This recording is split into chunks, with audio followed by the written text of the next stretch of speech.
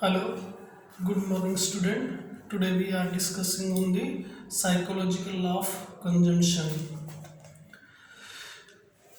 Psychological law of consumption is given by the James Keynes in his book General Theory of Employment, Interest and Money.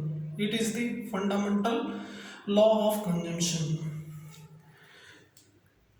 It is known as the fundamental law of consumption. According to this law, the psychology of the community in such that when aggregate real income is increased, aggregate consumption also increase, but not by much as income. J.M. Keynes. It means when income increase, consumption also increase, but the increase of consumption is less than income. In simply, we can say according to this law, consumptions also increase with increase of income, but the growth of consumption is less than increase of income in other things being equal. It means MPC lies between 0 and 1. MPC delta C by delta 1. It means change in increase due to change in income. तो यहाँ पे कहने का भावार्थ है कि Keynes के अनुसार मनोवैज्ञानिक आधारभूत नियम जिस पर हम मानव स्वभाव के ज्ञान और अनुभव के विस्तृत तथ्यों का के आधार पर अत्यधिक विश्वास के साथ निर्भर रहने के अधिकारी हैं। यह है कि मनुष्य नियमानुसार और औसतन अपनी आय में वृद्धि के साथ साथ अपने उपभोग में भी वृद्धि करने के इच्छुक होते हैं, परंतु इतना अधिक उपभोग नहीं करते जितनी अधिक आय में वृद्धि होती है।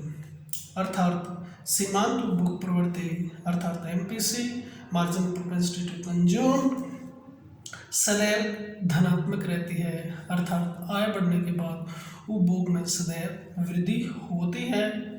If other things being equal, here other things being equal is known as the assumptions.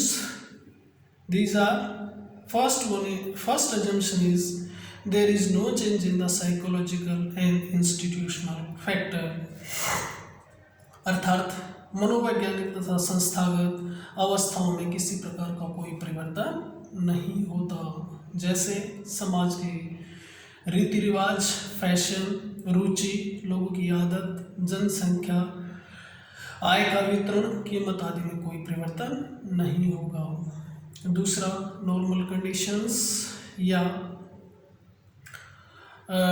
Normal conditions होंगी। इसका अर्थ है कि किसी प्रकार का युद्ध, मंदी, तेजी, राजनीतिक उथल पुथल वगैरह नहीं होंगे, अर्थात prevail the normal conditions in a economy या नेशन।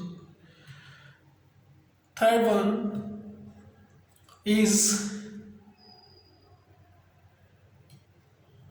थर्ड जो कंडीशन होगी वो होगा purpose prosper capital economics based in legislature, अर्थात हस्तक्षेप की नीति पर आधारित संपन्न पूंजीवादी अर्थव्यवस्था, अर्थात यह नियम स्वतंत्र और संपन्न अर्थव्यवस्थाओं पर लागू होता है। समाजवादी तथा अल्पविकसित अर्थव्यवस्थाओं पर यह नियम लागू नहीं होता। एक स्वतंत्र अर्थव्यवस्था में लोग अपनी इच्छा और जरूरत के अनुसार वस्तु का उपभोग कर सकते हैं।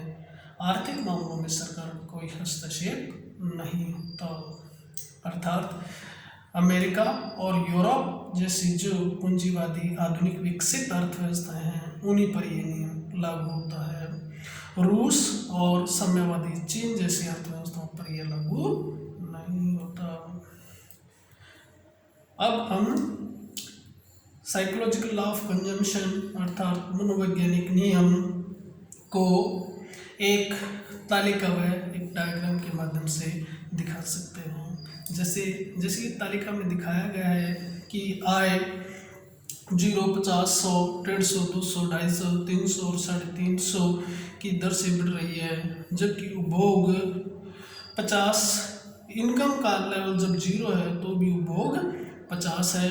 50 होने पर 75, 100 होने पर 100, 150 होने पर 125, 200 होने पर 150 और 250 होने पर 175, 300 पर 200 और 350 पर 225 है।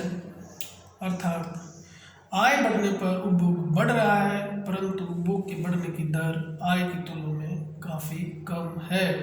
अर्थात जो आय का जो भाग उपभोग पर खर्च नहीं किया जाता वह बचत कहलाता है।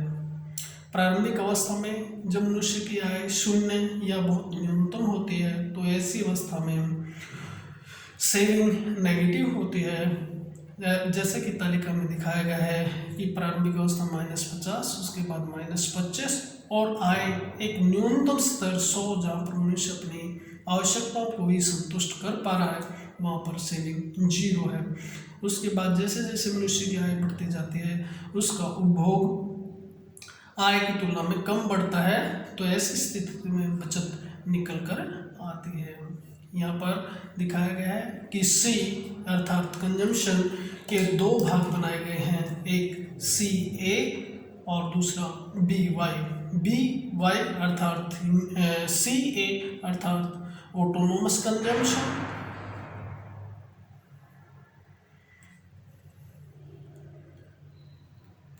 और बी वाई अर्थात इंड्यूस कंजम्पशन। बी अर्थात induce consumption.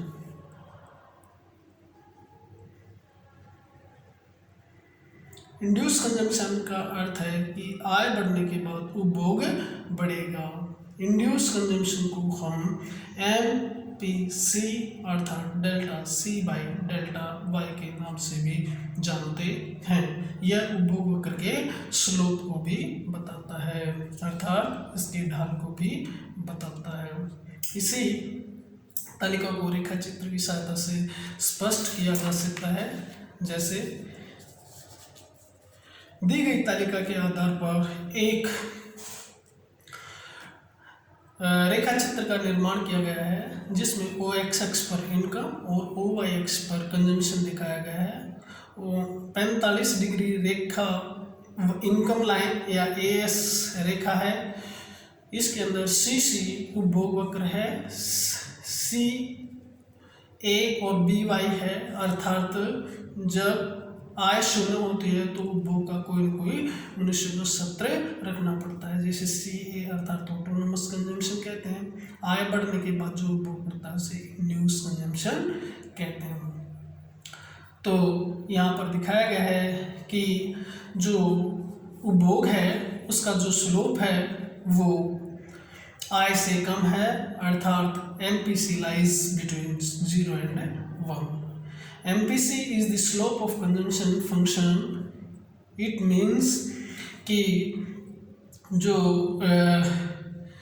MPC is denoted by delta C by delta Y and its slope 0, मतलब कि ये ना तो 45 डिग्री होगा न OX या OY के बराबर होगा, इन दोनों के मध्य कहीं ना कहीं एग्जिस्ट करेगा।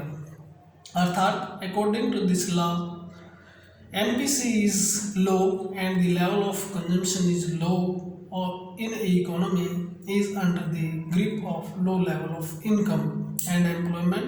If we want to grow the level of income and employment, we should need to uplift the level of MPC and consumption.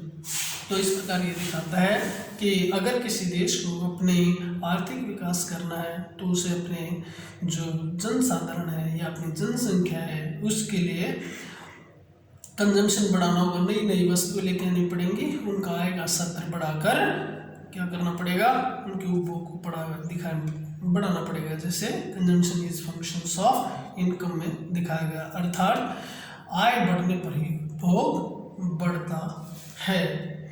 तो कहता है इसके आगे उपभोग के मनोवैज्ञानिक नियम से यह सिद्ध होता है कि मंदी की अवस्था में निवेश का बहुत अधिक महत्व होता है और यह जो नियम है से के नियम का खंडन करता है। अर्थात according to sale of market supply creates its own demand, अर्थात केन्स यहाँ पर सरकार की भूमिका या महत्व को भी प्रदर्शित करता है। उसके बाद कहता है decline in the marginal efficiency of capital, अर्थात आर्थिक विकास में जैसे जैसे निवेश बढ़ता है उसकी मार्जिनल एफिशिएंसी ऑफ कैपिटल अर्थात रेट ऑफ रिटर्न्स या प्रॉफिट रेट भी गिरती जाती है। उसके नेक्स्ट है अल्प रोजगार संतुलन, अर्थात जैसे कि परंपरावादी अर्थशास्त्रियों ने पहले बताया था कि जनरल लेवल ऑफ इक्विलिब्रियम होता है, परंतु केन्स ने बताया कि अंडर एम्प्लॉयमेंट इक्विलिब्रियम लेवल भी पाए जाते हैं। और जो मनोवैज्ञानिक नियम है इसके अंदर सबसे जो महत्वपूर्ण बात है कि वो एक अर्थव्यवस्था में आय तथा रोजगार की ऊंचे स्तर को स्थापित करने के लिए स्वतंत्र नीति अर्थात लेजिस्लेटिव पॉलिसी का खंडन करता है। अर्थात ये बताता है कि अगर देश के अंदर बेरोजगारी और मंदी है तो इसके अंदर सरकार की महत्वपूर्ण भूमिका होती है। इसके बाद ये बताता है कि unique process of income generations, अर्थात सीमांत उपभोग प्रवृत्ति की धारणा से आय जनन की क्रिया का पता चलता है। जब हम अर्थव्यवस्था के प्रारंभिक निवेश करते हैं तो आय में वृद्धि निवेश की मात्रा में कई गुना वृद्धि करते हैं हम, जिसका कारण गुणक होता है। आय तथा निवेश के इस संबंध को गुणक कहा जाता है। इसका गुणक अर्थात k = 1/1 माइनस MPC, यानी कि इस पर निर्भर करता है, या k here is multiplier।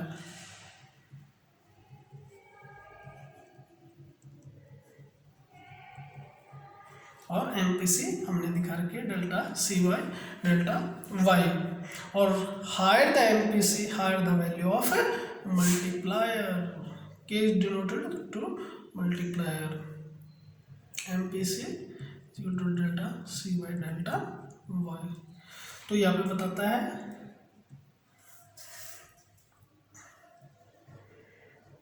higher the level of MPC,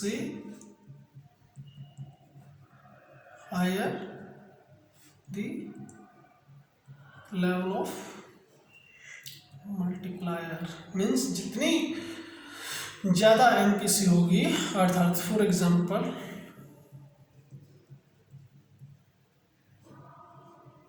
if MPC is 0.2, 0.3, 0.5 and 0.6, 0.8, value of multiplier is here k in the cases 1/1 minus 2, it means 1.808, here 1.2 or 5, here 1/1.05, then 1.5, then 2, here if is 1.0.8, then 1/0.2, then 5. So n is very important for the multiplier value. Higher the value of MPC, the higher the level of multiplier. So it is very important lesson for investment, wage and employment, and the circular flow of income, or show the importance of government in economic development. Thank you. Have a nice day. Goodbye.